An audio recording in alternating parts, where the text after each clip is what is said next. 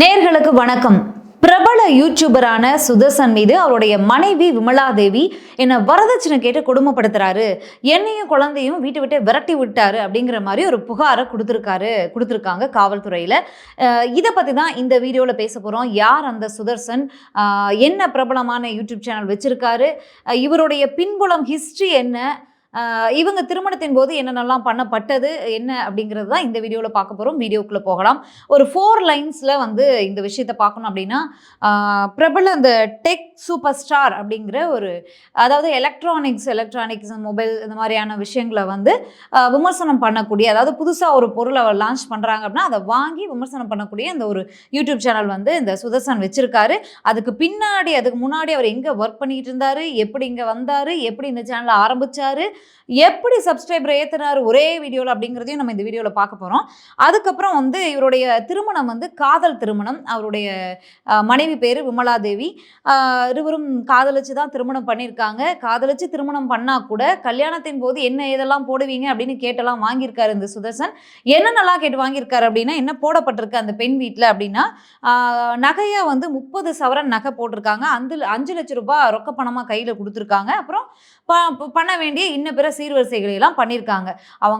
அவங்க வந்து ஒரு மருத்துவர். எங்கே ஒர்க் பண்ணுறாங்க அப்படின்னா, மதுரையில் இருக்கக்கூடிய மதுரை மீனாட்சி மிஷன் ஹாஸ்பிட்டலில் அவங்க மருத்துவராக இருக்காங்க விமலா தேவி. ஒரு மருத்துவர், பெண், கல்யாணம் பண்ணிக்க ஆணாக இருந்தாலும் பெண்ணாக இருந்தாலும் மருத்துவர் அப்படிங்கிறதே ஒரு உயரிய பொறுப்பு தான். அதை போக வரதட்சணையும் சேர்த்தே வாங்கியிருக்காரு இவர். சரி, அந்த பெண் தான் வந்து நான் மாசமாக இருக்கும்போதே, அதாவது நான் வந்து கன்சீவாக இருக்கும்போதே பிரச்சனை ஆரம்பிச்சுது, அப்பயே என்னை வீட்டை விட்டு விரட்டிட்டாங்க அப்படிங்கிற மாதிரியான பல விஷயங்களை இன்றைக்கி நான் குழந்தையும் என்னையும் சேர்த்து இப்போ வந்து நான் மீண்டும் போகும்போது விரட்டி விடுறாங்க அப்படிங்கிற மாதிரி அவங்க வந்து காவல்துறையினர் வரதட்சணை புகார் கொடுத்துருக்காங்க. யார் மேலே அப்படின்னா, இந்த டெக் சூப்பர் ஸ்டார் சுதர்சன், கணவரான அந்த சுதர்சன், மாமியாரான மாலதி, மாமனாரான சுந்தரராஜன், இவங்க 3 பேர் மேலேயும் சேர்த்து தான் வந்து இன்ன பிற உறவினர்களோடு சேர்த்து அப்படிங்கிற மாதிரி கொடுத்துருக்காங்க அவங்க காவல்துறையில் வரதட்சணை புகார். இந்த வரதட்சணை பிரச்சனை இப்போ வந்து தமிழ்நாட்டில் எந்த அளவுக்கு பேசுபொருளாகிட்டு இருக்கு, எவ்வளோ பெரிய பிரச்சனையாக வெடிச்சுக்கிட்டு இருக்கு அப்படிங்கிறத நம்ம தொடர்ந்து பார்த்துக்கிட்டு தான் இருக்கோம். ஒரு பக்கம் வந்து காவல்துறையினரால் கொலை செய்யப்பட்ட அந்த அஜித் குமார் அப்படிங்கிற அந்த நபருடைய அந்த மரணம் வந்து மீண்டும் அதாவது கவர்மெண்ட் வந்து அவங்களுக்கு வந்து ஒரு நிதி உதவி, ஒரு வாழ்க்கைக்கு தேவையான ஒரு ஆதாரம், ஏன்னா அந்த அஜித்குமார் தான் வந்து வேலைக்கு போய் குடும்பத்தை காப்பாற்றக்கூடிய ஒரு நபராக இருந்திருக்கார். அப்படிங்கும்போது அதை இதாக வச்சு அரசு வந்து ஒரு 5 லட்சம் நிதி உதவி கொடுத்துருக்கு. அவருடைய தம்பிக்கு வந்து ஒரு கவர்மெண்ட் வேலை கொடுத்துருக்காங்க. ஒரு அரசு வந்து ஒரு இருப்பிடம், அதாவது ஒரு வீடு கொடுத்துருக்கு. இப்படி எல்லாம் பண்ணால் கூட அது மீண்டும் அதாவது இதெல்லாம் கொடுத்தா அந்த உயிர் வந்துடாது இல்லையா? அதன் அடிப்படையில் இது வந்து இப்போதைக்கு இது அணையக்கூடிய தீ கிடையாது. அஜித்குமாரனுடைய அந்த மரணத்திற்கு நீதி வேண்டும், சம்பந்தப்பட்ட அந்த காவலர்கள் மீது உரிய தண்டனை எடுக்கணும் அப்படிங்கிறது வந்து மிக பெரும் பேசுபொருளாக போயிட்டு இருக்கு. இது போயிட்டு இருக்கிற அளவுக்கு வந்து இந்த திருப்பூரை சேர்ந்த அந்த ரிதன்யா அப்படிங்கிற அந்த பெண்ணுடைய அந்த தற்கொலை எதற்குமே தீர்வாகாது. இந்த தற்கொலை விஷயம் அது ஏன் அப்படின்னா, அது வரதட்சணையில் ஆரம்பித்து ஒவ்வொன்றும் பணம் நகைன்னு பிடுங்கி எடுத்திருக்காங்க அந்த பொண்ணை. அது போக ஹஸ்பண்ட் ஹராஸ்மெண்ட் வேற. கணவனாக இருந்தாலும் நீதிபதிகள் வந்து பல கேஸில் தீர்ப்பு கொடுத்துருக்காங்க, பெண்ணுடைய விருப்பம் இல்லாமல் கணவனாக இருந்தாலும் தொடக்கூடாது அப்படின்னு. ஆனால் எப்படி சொல்கிறதுனே தெரியல, அந்த அளவுக்கு வந்து செக்ஷுவலாக ஹராஸ் பண்ணப்பட்டிருக்காங்க ரிதன்யா. அதை வந்து அவங்க வந்து தாய்க்கூட சொல்ல முடியாத ஒரு நிலையிலலாம் வந்து ஹராஸ் பண்ணப்பட்டிருக்காங்க. மாமியார்கிட்ட வந்து போய் சொல்லியிருக்காங்க, நான் வீட்டுக்கு வரமாட்டேன்னு சொல்லிட்டு வந்து மாமியாரை கூப்பிட்டு வந்து காட்டியிருக்காங்க பாருங்க அப்படின்னு சொல்லி. அந்த மாதிரியான விஷயங்கள்லாம் நடந்திருக்கு. இதை யாருமே, பெற்றோர் உட்பட யாருமே இதை காது கொடுத்து கேட்கலையோ அப்படிங்கிறது தான் அவங்களுடைய ஆடியோ நோட்டில் வெளியே வந்த ஒரு அந்த குரலை வந்து ஆடியோ நோட்டை இப்போதைக்கு நம்மளால் மறக்க முடியாது இந்த பெண்களாலே அப்படிங்கிற மாதிரி அந்த ஆடியோ நோட்டு இருந்துச்சு. மீண்டும் என்னை வச்சு பொம்மை மாதிரி நிற்க வச்சு பஞ்சாயத்து பேசுறதும், சாமியார்கிட்ட கூட்டிகிட்டு போகிறதும், ஒன்றும் ஆகாது திரும்ப போய் வாழுன்னு சொல்கிறதும், சரி பண்ணிடலாம் அப்படின்னு சொல்கிறதும், தினந்தோறும் என்னால் இந்த டார்ச்சரை வந்து அனுபவிக்க முடியல அப்படின்னு அந்த பெண் வந்து சொல்லியிருக்காங்க. இந்த அளவுக்கு இது வந்து ஒரு பெரிய இஷ்யூவாக போயிட்டு இருக்கு. மாமியாரை அரெஸ்ட் பண்ணல, அவங்களுக்கு வந்து உடல்நலம் சரியில்லை அப்படின்னு சொல்லி அரெஸ்ட் பண்ணலை. அதை தாண்டி இவங்க வீட்டிலேருந்து ஒரு ரிட் மனு போட்டு அதையும் விசாரணைக்கு கோர்ட்டு எடுத்து அவங்கள அரெஸ்ட் பண்ண உத்தரவிட்டு இப்போ மாமியாரும் ரிதன்யாவுடைய கணவர், மாமனார், மாமியார் 3 பேருமே இன்னைக்கு சிறைக்கு போயிருக்காங்க. இவ்வளோ பெரிய இஷ்யூவாக போயிட்டு இருக்கும்போது கன்னியாகுமரி மாவட்டத்தில் இன்னைக்கு ஒரு பெண் வந்து கணவர் வீட்டிலேயே சூசைட் பண்ணிக்கிட்டாங்க. வரதட்சணை கொடுமை தான் அதுவும். இப்படி போயிட்டு இருக்கக்கூடிய ஒரு சூழ்நிலையில் யூடியூப்ல பிரபலமாக இயங்கக்கூடிய ஒரு நபர், ஒரு படித்த இளைஞர், அவரும் இதே செயலை செஞ்சிருக்கிறார் அப்படிங்கிறது தான் மறுபடியும் நமக்கு ஒரு அதிர்ச்சி தரக்கூடிய சம்பவமா இருக்கு. உங்களுக்கு ஆல்ரெடி தெரியல, இல்லை நீங்க பண்றது தவறு அப்படின்னு தெரியலனா கூட தினந்தோறும் செய்திகள்ல வருதுல்ல, செய்திகளை படிக்கக்கூடியவங்கள, சரி இவங்கெல்லாம் செய்திகளை பார்க்குறாங்க படிக்கிற எல்லாருமே நியூஸ் பார்க்குறாங்களா படிக்கிறாங்களா அப்படின்னு கேட்டால் இல்லைன்னு சொல்லலாம். இன்னைக்கு வாட்ஸ்அப்பில் ஃபோனில் வாட்ஸ்அப் சேனலே வந்துருச்சு, எல்லாமே எல்லாருக்குமே தெரியுது. தெரியலன்னு சொல்றதை ஏற்றுக்கவே முடியாது. ஆனாலும் இந்த பிரபலமாக யூடியூப்ல 24 மணி நேரம் இயங்கக்கூடிய ஒரு நபருக்கு வரதட்சணை கேட்கறது தவறு, பெண்களை தாக்குவது தவறு, வரதட்சணை வேணும்னு அதுவும் ஒரு உயரிய பொறுப்புல ஒரு மருத்துவராக இருக்கக்கூடிய ஒரு பொண்ணை சாதாரண வீட்டில் ஹவுஸ் ஒய்ஃபாக இருந்தாலும் வரதட்சணை கேட்டு கொடுமைப்படுத்துறது தவறு தான். ஒரு ஆண் என்பவன் தாயையும் தந்தையும் தன்னை நம்பி வரக்கூடிய பெண்ணையும் உழைச்சி காப்பாற்றக்கூடிய வேண்டிய பொறுப்பு ஒரு ஆண்மகனுக்கு இருக்குது. அது ஆண்மகனுக்கு மட்டும்தான் இருக்கானா? இல்லை, அந்த பெண்ணுக்கும் ஆணுக்கும் பெண்ணும் சரிநிகர். இன்னைக்கு எல்லாருமே வேலைக்கு போகிறோம், எல்லாருமே சம்பாதிக்கிறோம்.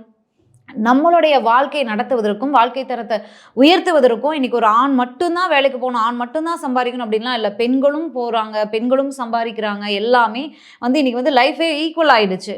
அப்படி போயிட்டு இருக்கிற சூழல்ல பெண்கள் மீதான தாக்குதல்களும் வன்முறைகளும், பெண்களை நீ வீட்டு வெளியில் போகக்கூடாது, 6 மணிக்கு மேலே நீ வேலை செய்யக்கூடாது, 6 மணிக்கு மேலே வேலை போகக்கூடாது, ஃபோனில் யார் கூட பேசின சந்தேகப்படுவதும் இது பண்ணுவதும், சம்பளம் வாங்கினா மொத்த சம்பளத்தை நீ என்கிட்ட தான் கொடுக்கணும், நானாக பார்த்து உனக்கு 5 10 கொடுப்பேன் அப்படிங்கிற மாதிரி அப்யூஸ் பல இடங்கள்ல இன்னும் பல விதங்களில் நடந்துக்கிட்டு தான் இருக்குது. இதையெல்லாம் படித்தாவது தெரிஞ்சுக்கலாம், இல்லை பார்த்தாவது தெரிஞ்சுக்கலாம். அட்லீஸ்ட் ஒரு அச்சமாவது வரும். ஐயோயோ ஜெயிலுக்கு மொத்த குடும்பத்தையும் பிடிச்சி ஜெயிலில் போட்டாங்களேன்னு ஒரு பலர் திருந்துவாங்க. சிலர் இந்த தீர்ப்பு, இந்த ஜெயில் வாழ்க்கை, இதையெல்லாம் பார்த்தாவது திருந்துற மாதிரி நடிச்சுட்டு நல்லவனா நடிச்சுட்டு வாழ மாதிரி பயந்தாவது வாழாங்க. அது எதுவுமே இல்லாத ஒரு நபர் அப்படின்னு தான் இந்த சுதர்சனை பார்க்க தோணுது. இப்போதான் கம்ப்ளைண்ட் கொடுத்துருக்காங்க. சுதர்சன் தரப்பு நியாயம் என்ன அப்படிங்கிறத இன்னும் சொல்லலை. சொன்ன பின்னாடி அவரை பற்றி டீட்டெயில்டாக நம்ம பேசுவோம். ஆனால் அவருடைய ஹிஸ்ட்ரியை பேசுவோம்னு சொன்னேன் இல்லையா, அந்த விஷயத்தில் டெக் பாஸ் அப்படிங்கிற சேனலில் தான் முதல்ல இவர் இந்த சுதர்சன் வேலை செஞ்சுருக்காரு.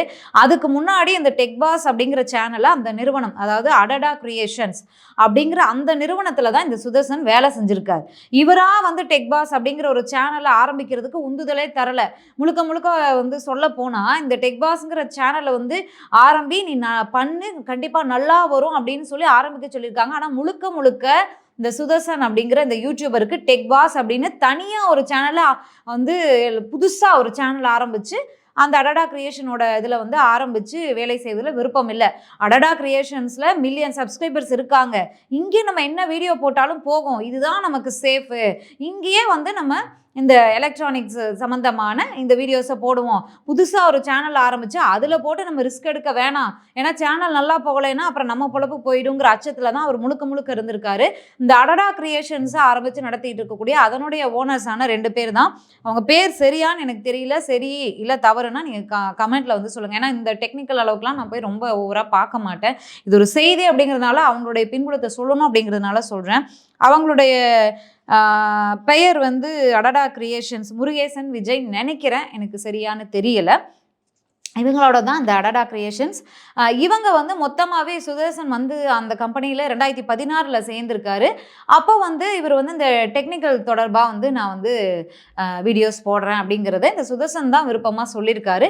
சரி பண்ணு அப்படின்னு சொல்லி அந்த அடடா கிரியேஷன்ஸ்லேயே முதல்ல பண்ணியிருக்காரு, நல்லா போயிருதுக்கு. அதுக்கப்புறமா தான் டெக் பாஸ்னு நம்ம ஒரு சேனல் ஆரம்பிப்போம், புதுசாக ஆரம்பித்து அதில் தனியாக அந்த டெக்னிக்கல் தொடர்பான வீடியோஸை நம்ம அதில் போடுவோம், இந்த சேனலுக்குள்ளே மொத்தமாக போட வேணாம் அப்படின்னு இந்த விஜய் முருகேசன் அவங்க 2 பேருமே அடடா கிரியேஷன்ஸுடைய அந்த ஓனர்ஸாக இருக்கக்கூடியவங்க சொல்லியிருக்காங்க. ஆரம்பத்தில் அதில் சுதர்சனுக்கு விருப்பமே இல்லை, வேண்டா வெறுப்பாக தான். அது இவ்வளோ சப்ஸ்கிரைபர் இருக்காங்க, இதில் போட வேணாம்னு சொல்லிட்டு நம்ம தனியாக சேனல் ஆரம்பிக்க சொல்கிறாங்களே அப்படின்னு புலம்பிக்கிட்டே தான் அவர் பண்ணியிருக்காரு. அதுக்கப்புறமா ஃபுல் சப்போர்ட்டோட ஃபுல் என்ன சொல்கிறது இன்வெஸ்ட்மெண்ட்டுமே அடடா கிரியேஷன்ஸ் தான் பண்ணியிருக்காங்க. இவர் ஸ்டாஃபாக இருந்திருக்காரு, அதுக்கப்புறம் ஒர்க்கிங் பார்ட்னராக ஆக்கியிருக்காங்க. ஏன்னா இவரால் தான் இவர் தான் அந்த சேனலுடைய ஃபேஸு, இவர் டெக் பாஸை ஓரளவுக்கு நல்லபடியாக கொண்டு போகிறாரு. அப்படிங்கும்போது இவர் ஒர்க்கிங் பார்ட்னராகவே ஆக்கியிருக்காங்க. என்ன அப்படின்னா 1:3 அப்படிங்கிற மாதிரி நம்ம பிரிச்சுக்கலாம் அப்படின்னு சொல்லி ஆக்கியிருக்காங்க. அதற்கு பிறகு போக போக சேனல் நல்லா வளர்ச்சி பெறவும் என்ன பண்ணியிருக்காங்க அப்படின்னா சேலரி, இந்த பொருட்கள்லாம் வாங்குறது, இப்போ டெக்னிக்கெல்லாம் புதுசாக ஒரு மொபைல் லான்ச் ஆகுது, புதுசாக ஒரு கேமரா வருது, இல்லை டெக்னிக்கெல்லாம் புதுசாக என்னென்ன தினந்தோறும் பல பொருட்கள் வருது இல்லையா, வாங்கி அதை அந்த பொருள் எப்படி செயல்படுது, கம்பெனி சொல்லக்கூடிய அந்த ஃபீச்சர்ஸ் எல்லாம் உண்மையா அப்படிங்கிற மாதிரி வீடியோஸ் போடுறாங்க டெக்னிக்கல் சேனலில், டெக் சேனல்ஸில். அந்த மாதிரி இப்போ இன்வெஸ்ட்மெண்ட் பண்ணிகிட்டே இருக்கணும் தினந்தோறும். எடிட்டிங்கும் அந்த அளவுக்கு ஃபாஸ்ட்டாக சீக்கிரமாக யார் போடுறாங்களோ அவங்களுக்கு தான் வந்து இந்த டெக்னிக்கல் சேனல்ஸை பொறுத்த வரைக்கும் சக்ஸஸ் கிடைக்கும் இல்லையா? அந்த மாதிரி அவங்க வந்து பல இன்வெஸ்ட்மெண்ட்டை பண்ணியிருக்காங்க. இவர் ஒர்க் பண்ணியிருந்திருக்காரு. இவர் நல்லா ஒர்க் பண்ணுறாரு. சேனலுடைய ஃபேஸாக புது சேனலை நல்லபடியாக, அதாவது புதுசாக சப்ஸ்கிரைபரே இல்லாத 0 சேனலை இவர் வந்து இவருடைய வீடியோஸின் மூலயமா, டீம் ஒர்க்கின் மூலயமா இவரோட புதுசாக ஒரு டீமை செட் பண்ணி டெக்னிக்கல்னு சொல்லிட்டு நல்லபடியாக கொண்டு போகிறாரு அப்படின்னு சொல்லிட்டு அவங்க என்ன பண்ணியிருக்காங்க அப்படின்னா ஒர்க்கிங் பார்ட்னராக கன்வெர்ட் பண்ணி இவங்க வந்து போயிட்டு இருந்திருக்காங்க. இவர் ஒர்க்கிங் பார்ட்னராக இருந்திருக்காரு. இவர் ஒன்றும் ஸ்டாஃபாக இல்லை. அப்போ இவரும் முடிவெடுக்கக்கூடிய இடத்துல தான் இருந்திருக்காரு. சரி, இதை பற்றி நம்ம ஏன் பேசுகிறோம் அப்படின்னா, அந்த டெக் பாஸ்ன்ற சேனல்லேருந்து இவர் வந்து விலகிடுறாரு. 2016 டெக் பாஸ் ஆரம்பிக்கிறாங்க. நல்லபடியாக போகுது. சேனல் பீக்கில் போயிட்டு இருக்கும்போது இவர் வந்து எனக்கு உடல்நல சரியில்லை, எனக்கு வந்து ரெஸ்ட்டு தேவை, எனக்கு சுகர் வந்துருச்சு, என்னால் பேச முடியல அப்படின்னு பல்வேறு காரணங்களை சொல்லி அந்த சேனல்லேருந்து நான் வந்து விலகிக்கிறேன் அப்படின்னு சொல்லியிருக்காரு. அங்கே இருக்கும்போதே தன்னுடைய தாயை வச்சு விளாக்ஸ் போடுறது அப்படிங்கிற மாதிரி 2-3 சேனல்லாம் நடத்திட்டே கூட சேர்ந்தே நடத்திக்கிட்டே இருந்திருக்காரு. அதுக்கும் வந்து இவங்க ஒன்றும் சொல்லாமல் ஆதரவு கொடுத்துட்டு இருந்திருக்காங்க. வெளியில் போகிறதுக்கு பல ரீசன்ஸ். இவங்களும் எவ்வளோ முயற்சி பண்ணிப்பா, நீ கெஸ்ட்டு மாதிரியாவது வந்து வாரத்தில் ஒரு வீடியோவாக பண்ணி கொடுத்துட்டு போப்பா, இந்த பேவை இப்போ என்ன வாங்கிட்டு இருக்கே அதை அப்படியே வாங்கிக்கப்பா, கெஸ்ட் அப்பியரன்ஸாவது கொடுப்பான்னு பல முறை பேச்சுவார்த்தை நடத்தியிருக்காங்க. பேச்சுவார்த்தைக்கு ஒத்து வரல, வேணான்னு இருக்காரு. அதனால் என்ன பண்ணியிருக்காங்க அப்படின்னா, சரிப்பா நீ போய்க்கு அப்படின்னோடனே போன உடனே வந்து டெக் சூப்பர் ஸ்டார் அப்படின்னு ஒரு சேனல் ஆரம்பிச்சிட்டார். வாய்ப்பு கொடுத்தவங்க தலை மேலே ஏறி உட்கார்றதுன்னு ஒரு பழமொழி, 2-3 பழமொழிலாம் இருக்குன்னு நினைக்கிறேன்.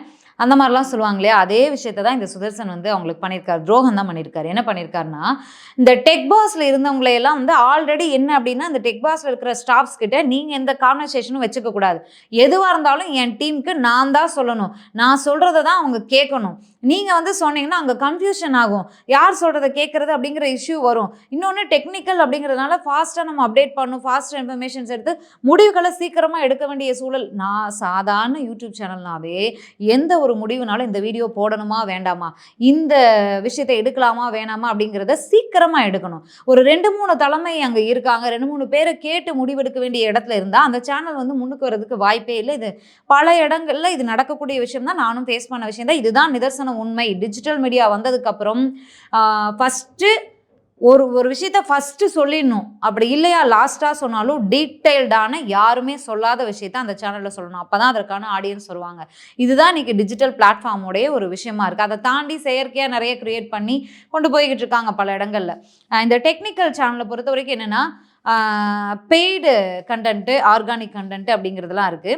இவர் புதுசாக வெளியில் போனதுக்கப்புறம் டெக் சூப்பர் ஸ்டார்னு ஆரம்பிக்கிறாரு. அதுக்கு ஸ்டாஃப்ஸ் தேவை. புதுசாக 4 பேர் எடுத்து ட்ரைனிங் கொடுத்து சேனல் நடத்துறதுங்கிறது ரொம்பவே கஷ்டமான விஷயம் தான், எல்லாருக்கும் தெரிஞ்சது தான் இல்லையா? அதனால் என்ன பண்ணுறாருன்னா, இருக்கும்போதே 2 வருஷமாக அங்கே இருக்கக்கூடிய ஸ்டாஃப்ஸை தன்னோட கண்ட்ரோலில் தான் அவர் வச்சுருக்காரு. ஏன்னா அந்த அடடா கிரியேஷன்ஸ் வந்து யாரும் இதில் தலையிடக்கூடாது, எது சொல்கிறதுனால என்கிட்ட சொல்லுங்கள், நான் சொல்கிறேன் அப்படின்னு அவர் வந்து அந்த டீமை ரன் பண்ணியிருக்காரு. ஸோ எல்லாருமே சுதர்சன் ஆட்களாக தான் இருந்திருக்காங்க.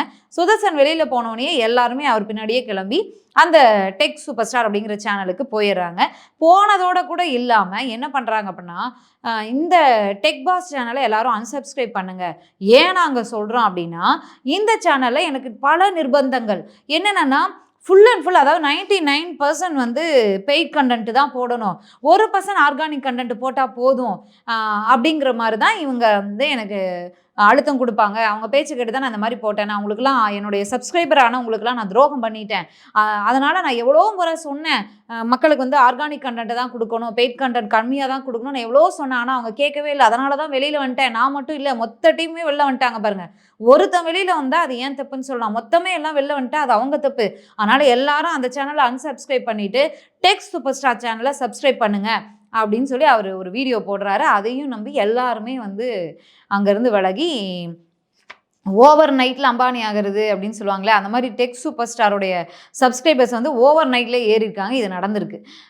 இதற்கு பிறகு அவங்க வீடியோ போட, அதாவது அந்த அடடா கிரியேஷன்ஸ் ஓனர்ஸ் இருக்காங்களே, இல்லை அவர் சொல்வது பொய் அப்படின்னு சிசிடிவி ஃபுட்டேஜ் ஆதாரத்தோட, WhatsApp chats, mobile calls, audios எல்லாத்தோட ஆதாரத்தோட அவங்க ஒரு வீடியோவை போட, அதுக்கு இவர் ஒரு வீடியோவை வந்து இந்த கூட்டிகிட்டு வந்த ஆடியன்ஸ்லாம் இருக்காங்க, கம்பெனி ஆடியன்ஸ் ஆர்டிஸ்ட்டுன்னு சொல்லுவாங்களா, அந்த மாதிரி கம்பெனி ஆர்டிஸ்ட்லாம் இருக்காங்க இல்லையா, அவங்கள வச்சு இவரோட வீடியோ போட, அதுக்கு பதிலாக அவங்க சிசிடிவி ஃபுட்டேஜ் ஆதாரத்தோட அவங்க ஒரு வீடியோ போட இப்படியே போயிருந்திருக்கு. ஆனால் இந்த அடடா கிரியேஷன்ஸில் வந்து ஆதாரத்தோட வீடியோ போடுறாங்க இல்லையா, பல கேள்விகளை கேட்குறாங்க இல்லையா, ஏன் இப்படி சொன்னீங்க, இதுக்கு ஆதாரத்தை காட்டுங்கன்னு. எதுக்குமே பதிலே கொடுக்கல, ஆதாரமே கொடுக்கல. அதுக்கான பதிலை கொடுக்குற மாதிரி வீடியோவாகவே இவர் வந்து, அதாவது இந்த டெக் சூப்பர் ஸ்டார் அப்படிங்கிற இந்த சுதர்சன் வந்து ஆடியோ ஆதாரத்துக்கான இல்லை கேள்விகளுக்கான பதிலான வீடியோவே போடலை. அவங்க ஃபேக்குன்ற மாதிரி வீடியோஸ் தான் அவர் வந்து போட்டிருக்காரு. ஆனால் அவங்க வெளியிட்ட ஆதாரத்தில் நமக்கு யூஸ் இல்லாமல் எதுக்கு ஆர்கானிக் கண்டென்ட் எடுத்துகிட்டு, நமக்கு ஏதாவது யூஸ் இருக்கணும், இல்லை பெய்ட் கண்டென்ட்டாக இருந்தால் மட்டும் நம்ம எடுத்தால் போதும், நம்ம அடுத்த கட்ட வளர்ச்சியை நோக்கி போகணுங்கிற மாதிரி பல ஆடியோ ஆதாரங்கள், வாட்ஸ்அப் சேட் ஆதாரங்களை இந்த அடடா கிரியேஷன்ஸ் ஓனர்ஸ் வந்து வெளியிட்டிருந்தாங்க. அதுக்கெல்லாம் பதிலே வரல. அதுக்கப்புறமா சுதர்சன் கிட்டேருந்து ஒரு பதிலுமே வரல. இதுதான் வந்து அன்னைக்கு நடந்த விஷயம். ஆக மொத்தத்தில் உங்களுக்கு ஒரு உயர்வு, அதாவது அவங்க இன்வெஸ்ட் பண்ணாமல் அதாவது இந்த டெக் சூப்பர் ஸ்டார் சுதர்சன் வந்து வெரி டேலண்டட் பர்சன் தான், இல்லைன்னு யாராலையுமே சொல்ல முடியாது, மறுக்க முடியாது. ஆனால் இந்த அடடா கிரியேஷன்ஸில் ஒரு வாய்ப்பு கிடைக்காம, ஒரு டிஜிட்டல் பிளாட்ஃபார்ம் நுழைவுக்கான வாய்ப்பு கிடைக்காம தாராளமாக வந்து பணத்தை வாரி இறைச்சி இன்வெஸ்ட் பண்ணாமல் இருந்திருந்தா இவர் எப்படி அங்கே டெக்னிக்கல் கண்டென்ட் போட முடிஞ்சிருக்கும். அங்கே டெக்னிக்கல் கண்டென்ட் போட்டு தன்னை வந்து ஒரு டெக் பாஸாக நிலைநிலைப்படுத்திக்கிட்ட பிறகு தான் அவருக்கான ஃபேன்ஸ் கிரியேட் ஆகுறாங்க. அதுக்கப்புறம் அந்த டெக் பாஸ் அப்படிங்கிற புது சேனல் ஆரம்பிக்கும் போது அங்கே அவருக்கு அந்த ஆடியன்ஸ் அப்படியே அடடா கிரியேஷன்ஸ்லேருந்து அங்கே ஒரு வளர்ச்சியை பெறுறாரு இல்லையா. அங்கே வந்து அவங்க இவரோட உழைப்பு அதீதம் அப்படிங்கிற நம்புறதுனால தான் ஒர்க்கிங் பார்ட்னர் அப்படிங்கிற நிலைக்கும் அவரை வந்து கொண்டு வராங்க.